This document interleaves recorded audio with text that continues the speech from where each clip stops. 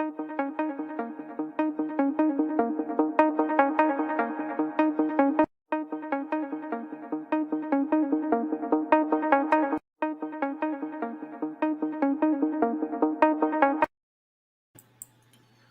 hello everyone. Welcome back to Warren's Team Talk. Thank you very, very much for coming and joining me. First thing I want to say is I want to apologise to you all about yesterday, really. I wanted to do a little watch along for the FA Cup fourth round draw, and it was a complete and utter disaster, to be quite honest.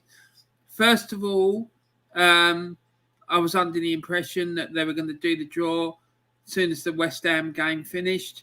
They didn't. They had us waiting for like nearly 3/4 of an hour. And then like part way through the stream, someone decided to call me in the stream, and they didn't want to... so they decided to call me through the midway through the stream, and I couldn't get rid of the person, and we missed a good portion of the draw. So sorry about that, guys. But I hope that you're all well and you're having a great day and that you're all fine. So the purpose of this stream is because we missed a big chunk of the draw yesterday.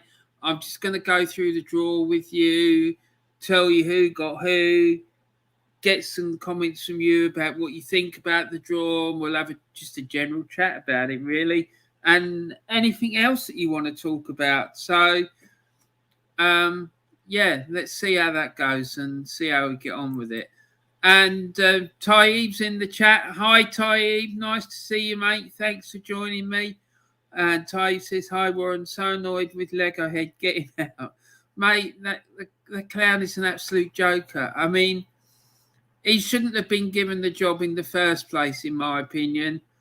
And yesterday just proves why he's not the right man for the job. It's unbelievable. It really is. And how he's still in a job. He shouldn't have been given the job in the first place. And now this is now at least 3 or 4 occasions, separate occasions, where he should have been sacked. And if he'd been at any other club, I think he would have been done. He would have done. And certainly if he'd been managing Chelsea, they wouldn't have put up with that performance that he got his team to put in yesterday. It was absolutely shocking. The way he treated Tavares as well was absolutely disgraceful. Substituting him after 30 odd minutes. I mean, I watched Curtis Shaw yesterday, and at the end of the game, he had his mate Laurie on from AFTV, and Laurie made a really good point. He said, why didn't he just keep him on till half time and either say to him, right, you're coming off, and substitute him at half time, or say to him, look, what the fuck are you up to? You either sort yourself out or you're coming off in the next 5 minutes. So sort it out. Instead of that, he humiliates him. He's a young player as well. He's only a kid. He humiliated him on national television. And so once again, the Islington talent killer has got another victim in his sights. So don't be surprised if we don't see Tavares play for Arsenal again. Because I'm telling you, Ainsley won't be back. Anyway, so let's move on. So please make sure you put a like on the video. Please don't forget to share the video with as many different people as you can. Also, don't forget to subscribe and click the notification bell just to make sure that you get notified anytime I update a new video. And let's get on with it, as they say. So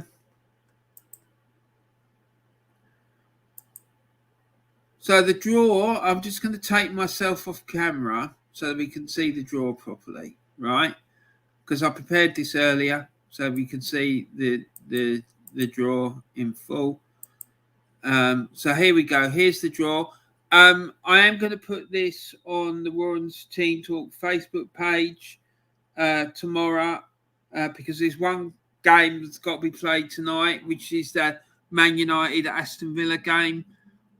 Once we know the outcome of that game, then I'll put this on the Warren's Team Talk Facebook page. So the draw, as it came out yesterday, the first game out of the hat was Crystal Palace of the Premier League at home to Hartlepool United of League Two. So that'd be a good day out for the people from Hartlepool. I've been to Hartlepool a couple of times, and one time I went there and it was middle of winter and it was the ground sort of across the road. You cross the road and you're almost on the seafront, and it was freezing. There was a wind, awful wind whipping in off the North Sea, and the players were trying to take throw-ins. The ball would be coming in from the throw-in and they get blown back out again. What a horrendous place it was.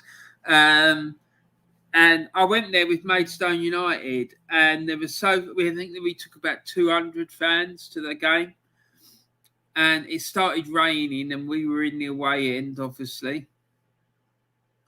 And there were so few of us in the away end that we were all able to go and take shelter in the toilets. It was just ridiculous. It was madness. So, yeah, that was my memories of Hartlepool. The next game is Bournemouth against Boreham Wood. I've never been to Bournemouth's ground, but I have seen them play.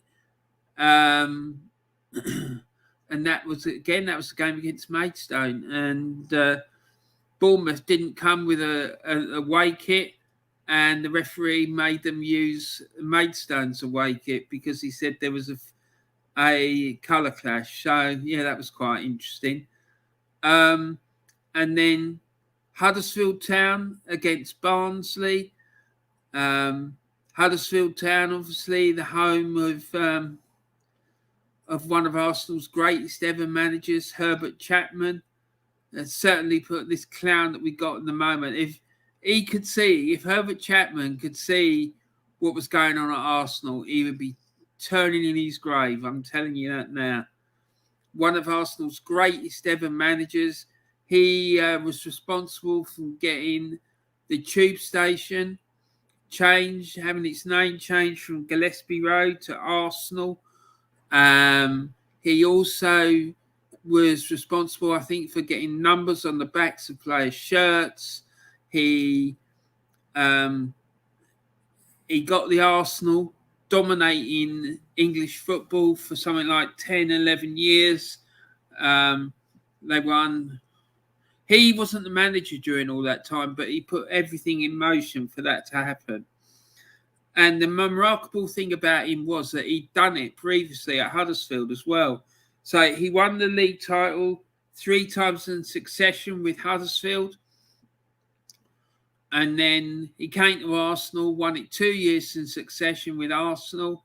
And I don't think we've won it back-to-back titles since he died in the 1930s. I don't think we've ever done it since. And Arsenal won the title 3 years in succession with his team. The third title was won by his assistant, George Allinson. The next game out of the list was Peterborough. Out of the bag was Peterborough United against the new Warren's Team Talk selection, which is Queen's Park Rangers. Queen's Park Rangers defeated the previous incumbent of the Warren's Team Talk banner in a penalty shootout after the game ended in a 1-1 draw. The third round tie between Queen's Park Rangers and who was it? Rotherham United. Was a very, very tense affair. Rotherham went 1-0 up in the middle of the second half, I believe. And then right in the dying minutes of the game, Lyndon Dykes scored an equaliser for QPR to send the game to extra time. There was no further scoring in extra time, and then the game went to a penalty shootout. And QPR ended up winning the tie 8-7 on penalties. And the poor QPR keeper, when he saved the last penalty from Rotherham, he injured himself. And yeah, I hope he's okay and he recovers soon. And then the next tie out of the bag, Cambridge United have been rewarded for their heroics at St James's Park, where they beat Newcastle United of the Premier League by 1-0. They now have a home tie against Luton Town. Cambridge United are obviously in League One, and Luton Town are in the Championship. I have to give an apology to Cambridge United and anyone connected with Cambridge United, because I kept saying when I was doing the match day centre live that they were in League Two. They're not. They're in League One. So there you go. So that should be interesting to see if Cambridge can overcome Luton Town. The next one out of the bags is Southampton.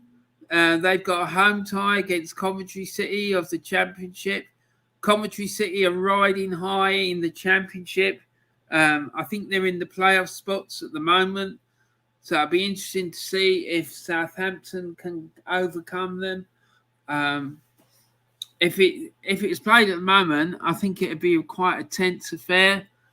And it'd be a quite hardly fought contest. So yeah, then the next game at the bag is Chelsea against Plymouth Argol. Chelsea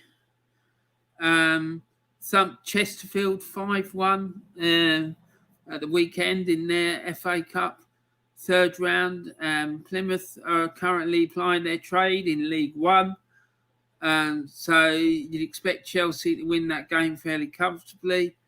Unfortunately, the lads from Devon, I'm not really sure they're going to. I can't really see them winning that tie, to be quite frank. But it should be great day out for them, and I'm sure they'll come in their numbers. I remember going to watch Arsenal playing Plymouth Argol at Highbury years ago, and Arsenal won by 6-1. Rocky Rocastle, I think that day he got a couple of goals, dancing his way through the Plymouth defence, and they ended up having the whole clock in Plymouth. I think it was about 15,000 of them turned up. So yeah, and they certainly made a lot of noise and brought a lot of colour to the occasion because they play in a green and white kit. So yeah, it was a fantastic day, really. And then next game out the bag is Everton against Brentford. Both teams are in the Premier League. Everton are struggling at the moment, but I don't know. I've just got this feeling that Everton are going to have a good cup run this year. But we'll see. We'll see what happens. It should be another one that's fiercely contested, and we'll see what happens. Now, the next one out is an intriguing one. It's Kidderminster Harriers of the National League North. And they are the lowest ranked side left in the FA Cup, and they've been drawn at home to West Ham United of the Premier League. And yeah, that would be a fantastic day for them to host the Mighty Hammers. And if they can overcome that one and get themselves into the fifth round, that would be an unbelievable achievement. I have to say, I can't see it. I really can't. But you never know. I mean, this is the FA Cup after all. Who knows what's going to happen? Now, the next game at the bag is Manchester United or Aston Villa against Middlesbrough of the Championship. Obviously, United and Villa are in the Premier League. They play tonight in their third round tie. And there has to be a winner. Like all the other ties that have been played so far, if it's level at 90 minutes, there'd be 30 minutes of extra time. And if it's still level after that, there'll be a penalty shootout. And I have to say, I think Villa are going to win that game. I think United are in absolute turmoil at the moment. And I think Villa will have too much for them. And I think Philip Coutinho could be making his debut in that game for Villa. But they've had a few indifferent results of late as well. So you never really know what's going to happen. Then the next game out of the bag is Tottenham Hotspur against Brighton and Hove Albion. Another all Premier League clash. Tottenham had a bit of a scare the weekend when they overcame. What's the name of the team they played? It was a non-league side. I know that. I can't remember the name of the side. That they struggled against the team they played for the National League, but they ended up winning the game fairly comfortably. And Liverpool at home against the team from the Championship. They've been drawn at home against Cardiff City from the Championship. And funnily enough, for this one, there hasn't been any calls from Liverpool to have the game abandoned and sending dodgy documents to governing bodies like they did for the Arsenal game. Apparently, I heard on TalkSport this morning, I don't know how true this is, that Liverpool sent some documents to the Football League, the English Football League, which showed them about COVID results and what have you. And it appears that these documents were falsified. And these documents were the basis of their request to have the Carabao Cup semi-final against Arsenal postponed. So if that's the case, and I've got no doubt that it is the case, then I think Liverpool should be in hot water and potentially facing expulsion, because it's outrageous. It's just shithousery of the highest order, and you can't do stuff like that. And then next tie out of the bag is Stoke City of the Championship up against League One Wigan Athletic. So that's another interesting tie. Stoke City, obviously, they've got Super Kevin Campbell's son in their ranks, and he scored in the third round at the weekend for Stoke to put them through to this fourth round. And then the next game out of the bag sees Arsenal's conquerors Nottingham Forest against Leicester City of the Premier League. And I have to say, Forest thoroughly deserved their victory. And I learned late last night that Arsenal didn't even muster a single shot on target in that game. I mean, that's just absolutely ridiculous. How can you not get a single shot on target against a team in the league below you, and they're ninth in the Championship? So that means that they are, Arsenal are fourth. So there's 22, 16, they're 25 places below Arsenal in the football pyramid. This is shocking. I'm sorry. And that in itself is a sackable offence, in my opinion. It really is. And he's just, in my opinion, Arteta is lucky to still be Arsenal manager. And this isn't the only time when he's done stuff that he should have been sacked for. It's happened on numerous occasions, to be fair. So, I mean, to be honest, I've had a gut sore of it. I really have. I don't think he should have been appointed in the first place. And we're now, and ever since he's been here, it's just been one disaster after another. And it's an embarrassment. He's embarrassing the club. He really is. And then the final game out of the bag. Hold on a sec. Let me just do something here. Turn these banners off because I want to. Yeah. So the next game, the next tie out of the bag, sees Manchester City, who won the first tie of the weekend in the third round by beating Swindon Town 4-1 away.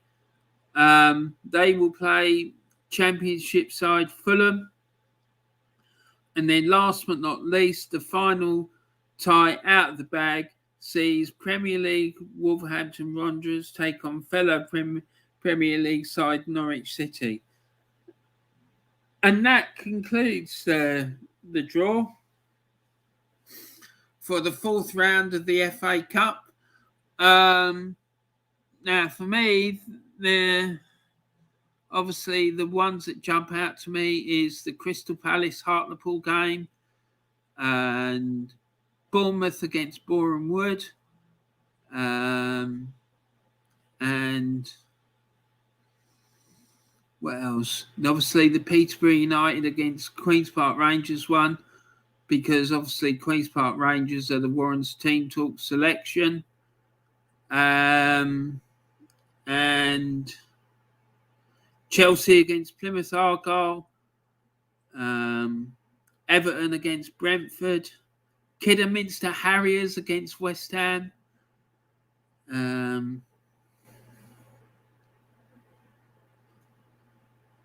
so yeah, there's quite a few really interesting ties. Obviously, the Wolves against Norwich, that should be an interesting game as well. So yeah, there's some really fascinating ties there. Nottingham Forest against Leicester, a big local derby, that one. East Midlands derby. So yeah, there's some really interesting, fascinating ties there. And I can't wait for that to kick off. Hold on, I'm just going to see. I've made some notes about when these ties are going to take place for you. Just give me a sec while I look at that. Yeah, so these ties, they're all going to take place between Friday the 4th of February and Monday the 7th of February. So there you go. So please put in the comments what you think about the fourth round draw. What ties jump out at you? Which ones you're looking forward to seeing? Who you think is going to go through in these ties? And whether you think that QPR are going to be able to hold on to the Warren's Team Talk banner when they travel to Peterborough United in the fourth round, all those sorts of things. So I'll be really interested to hear what you've got to say about that. And yeah, just let me know what you think about it all. And yeah, I'm really looking forward to it. I really am, I have to say. So anyway, guys, that's it for now. I hope you enjoyed that. Please don't forget to put a like on the video. Please don't forget to subscribe to my channel.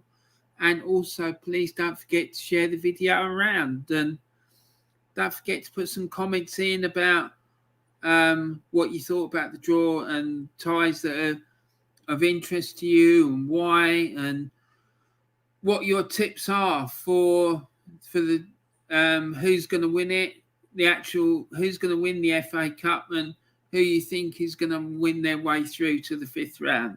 I'll be really interested to hear your comments. So anyway, guys, thanks very much for watching. Please remember to keep talking and take care of each other and show some love and kindness around the world. And have a great rest of your day, wherever you are, whatever you're doing. And I look forward to seeing you all again really soon. Thanks a lot, everyone. Take care. Bye for now.